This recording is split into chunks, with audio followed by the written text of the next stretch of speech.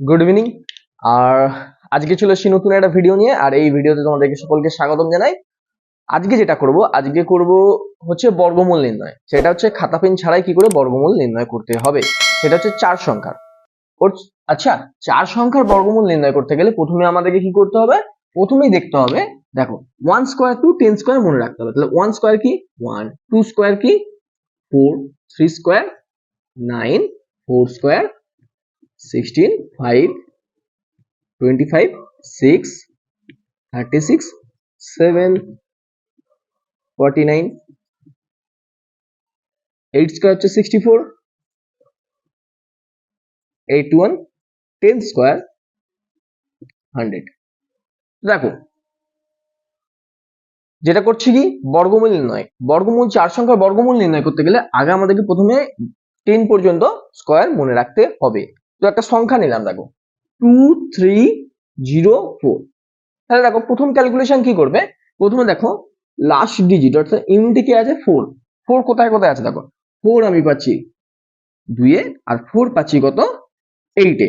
তাহলে হয় এটা দেখবে 2 হবে, নয় হবে কি 8 হবে। এবার দেখো এর 23 এর কাছাকাছি স্কয়ার কে, এর কাছাকাছি স্কয়ার আছে একটা হচ্ছে 4 আর একটা আছে কত 5। সবসময় দেখবে প্রথম ক্ষেত্রে কি কমটা নিতে হয়, হয় এটা 42 এর হবে, নয় এটা 48 এর হবে। এখন দেখবে যে ডিসটেন্স কার থেকে কম, এটা কি হয় সবসময় কমেরটা হয়, অর্থাৎ 42 নয় 48 এর স্কয়ার হচ্ছে এটা। এখন কি করতে হবে, দেখো ডিসটেন্স কার থেকে কম আছে, 4 স্কয়ার কত 16, 5 এর কত 25। তাহলে দেখো ডিসটেন্স 23 থেকে ডিসটেন্স হচ্ছে কার 25 এর কম, তাই এটা কি হবে অর্থাৎ বড়টার কম, অর্থাৎ তাহলে এটা কার হবে 48 স্কয়ার হবে তোমার 2304। আর এই ক্যালকুলেশনটা তোমাদের টোটালি কি করে মাইন্ড ক্যালকুলেশন হবে, তোমরা দু একবার প্র্যাকটিস করতে করতেই এই ক্যালকুলেশনটা চলে আসবে। আর একটা সংখ্যা দেখে নেওয়া যায়, 8649। 9 কোথায় আছে দেখো, 9 আছে তোমার 3 তে, আর 9 আছে কোথায় 7, অর্থাৎ এটা হয় 3 হবে নয় 7 হবে। এবার দেখো 86 এর কাছাকাছি স্কয়ার কে আছে, 86 এর কাছাকাছি আছে কত দেখো 9 আর 10। সবসময় কমেরটা নেবে, অর্থাৎ এটা হয় 93 আসবে, নয় এটা 97 আসবে।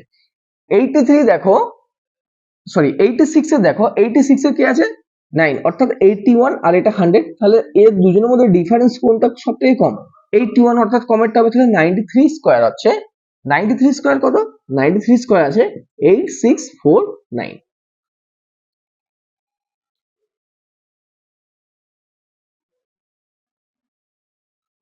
দেখো, তো এই দুটো তো করলাম, আরো কিছু করে নেওয়া যাক।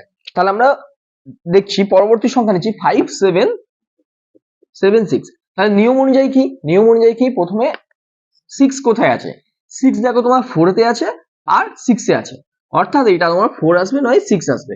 57 এর কাছাকাছি স্কয়ার কে 7 আছে আর 8 আছে, দেখো তাহলে 7 টাকে নিতে হবে, তার মানে কি এটা হয় 74 নয় 76 এর।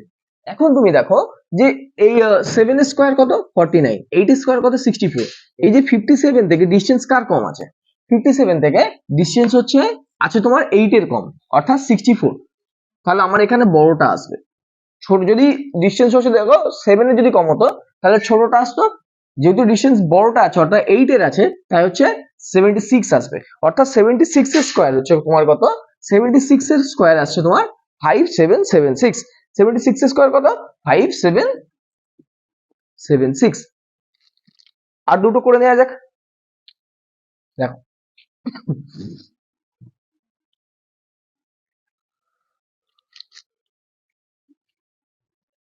যদি বলি 1296 1296, তাহলে দেখো হিসাব অনুযায়ী কি আসছে, 6 কোথায় আছে 6 আছে 4 এ আর 6 আছে 6 এ।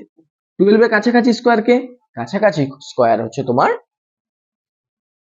9, অর্থাৎ 3 3 হচ্ছে 3 স্কয়ার হচ্ছে 9 এবং 4 হচ্ছে 16। তাহলে এটা হয় 34 আসবে নয় 36 আসবে। এখন দেখো 3 স্কয়ার মানে কত 9, 4 স্কয়ার মানে হচ্ছে কত 16। তাহলে দেখে নাও, বলছে এই যে 9টা আছে না, 9 এর থেকে 12 এর ডিফারেন্স কত, অর্থাৎ তোমার এখানে ডিফারেন্স আসছে 3, আর 12 থেকে 4।